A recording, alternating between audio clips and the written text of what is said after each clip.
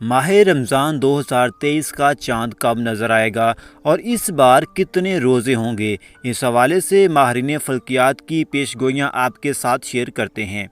ناظرین، ماہ رمضان کے مبارک مہینے کا مسلمانوں کو بڑی شدت سے انتظار ہوتا ہے، اور پھر عید کا چاند بھی ہر کسی کی توجہ کا مرکز بنا ہوتا ہے۔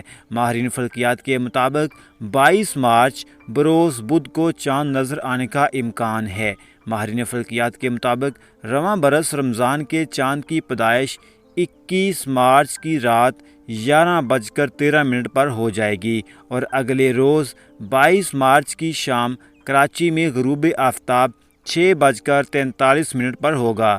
چاند 47 منٹ تک افق پر رہے گا اور غروب ہلال 7:30 پر ہوگا۔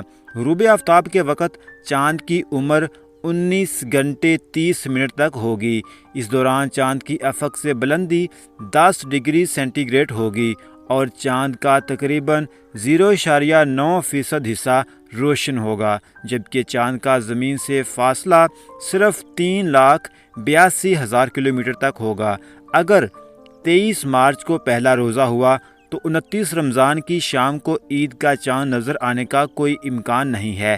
اگر پہلا روزہ 24 مارچ کو ہوا تو 29 رمضان کی شام کو عید کا چاند بہت واضح روشن ہوگا۔ یعنی اگر 23 مارچ کو پہلا روزہ ہوا تو 30 روزے ہوں گے، اور اگر 24 مارچ کو پہلا روزہ ہوا تو 29 روزے ہوں گے۔